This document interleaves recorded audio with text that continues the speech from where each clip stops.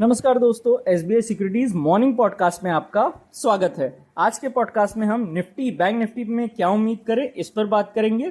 साथ ही ऐसे कौन से सेक्टर्स और स्टॉक्स है जिन पर आपको नजर रखनी चाहिए उस पर भी हम बात करेंगे। तो दोस्तों, मंडे को यानी कल के दिन अमेरिकी इंडेक्स जो है वो मिक्स नोट पे क्लोज हुए। तकनीकी जो हैवी इंडेक्स है नैस्डैक वो 0.56% की बढ़त के साथ क्लोज हुआ। डाउ 0.30% की गिरावट के साथ समाप्त हुआ। S&P 500 ने 20 डे EMA के पास सपोर्ट हासिल किया और वहां से रिबाउंड देखा और ये 0.11% की बढ़त के साथ 5283 के स्तर के ऊपर समाप्त हुआ है। आगे बढ़ते हुए 5300 के स्तर के ऊपर कोई भी चाल 5380 के लेवल तक हमको लेकर जा सकती है S&P 500 में, और उसके बाद 5450 के लेवल्स भी S&P 500 में दिख सकते हैं।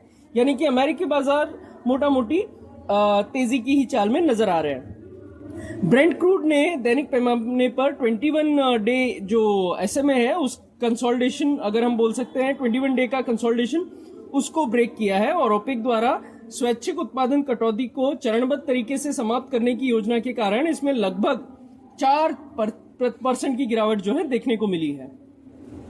बात करें बेंचमार्क इंडेक्स निफ्टी की, तो निफ्टी ने सोमवार को एक मजबूत गैप अप ओपनिंग देखी और उसके बाद उसमें मामूली मुनाफा वसूली भी देखी गई।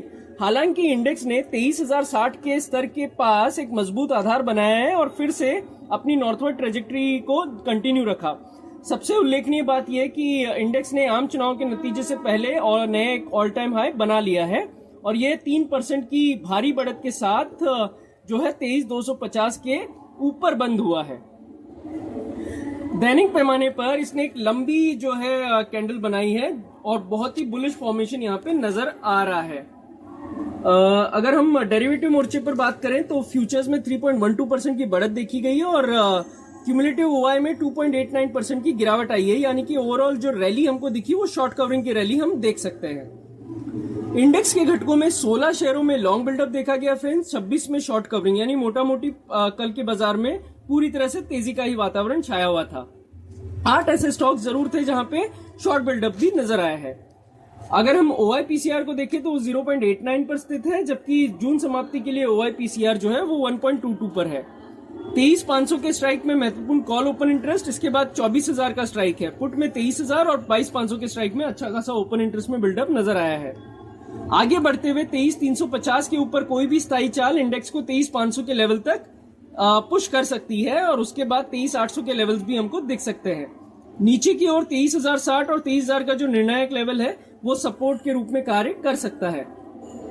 बात करें बैंक निफ्टी की, तो बैंक निफ्टी ने फ्रंटलाइन इंडेक्स से बेहतर प्रदर्शन दिखाया और ये 4% से अधिक की मजबूत बढ़त के साथ 51,000 के लेवल को छूने में कामयाब हुआ।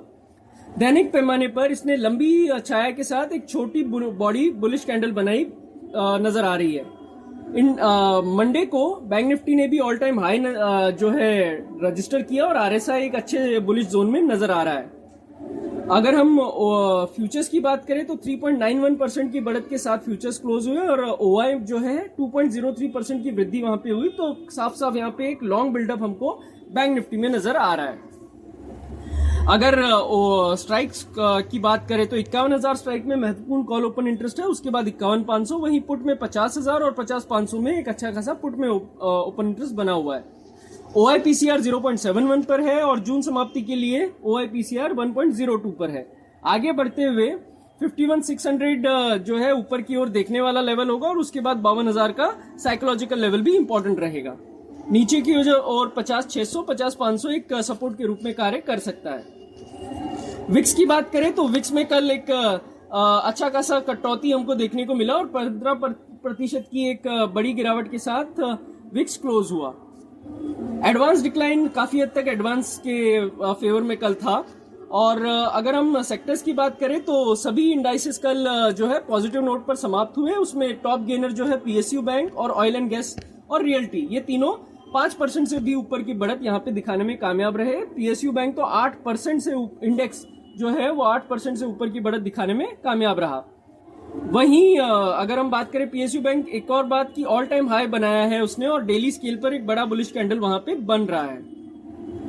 पॉसिबिलिटी है कि ये जो है यात्रा जारी रहे और 8200 का लेवल भी वो टेस्ट कर सकता है। वहीं नीचे की ओर 7880, 7850 ये एक सपोर्ट के रूप में कार्य करेगा। Nifty CPSE, Nifty PSE, Nifty realty, Nifty bank, Nifty financial services अगले कुछ कारोबारी सत्रों में हमको लगता है कि अपनी जो नॉर्थवर्ड जर्नी है उसको कंटिन्यू रख सकते हैं। एफआईडीआई डेटा की बात करें तो कल एफआई ने 6850.76 करोड़, वहीं डीआई ने 1913.98 करोड़ रुपए की खरीदारी की। एफआई का लॉन्ग शॉर्ट रेशियो 14% से बढ़कर 28.26% हो गया है, क्योंकि शुद्ध आधार पर उन्होंने 1,21,423 इंडेक्स फ्यूचर्स खरीदे हैं। स्टॉक फ्यूचर्स के मोर्चे पर एफआई ने 74,843 कॉन्ट्रैक्ट खरीदे हैं, वहीं ऑप्शंस के मोर्चे पर 1,31,246 कॉल कॉन्ट्रैक्ट बेचे हैं, और वहीं पे जो है 20,941 पुट ऑप्शन कॉन्ट्रैक्ट भी बेचे हैं। सॉरी, माफ कीजिएगा, 2,09,41 पुट ऑप्शन कॉन्ट्रैक्ट भी बेचे हैं फ्रेंड्स। तो फ्रेंड्स, आज के पॉडकास्ट के लिए बस इतना ही। हमारे पॉडकास्ट को नियमित रूप से सुनने के लिए आपका बहुत बहुत धन्यवाद। Investment in securities market are subject to market risks. Read all the related documents carefully before investing.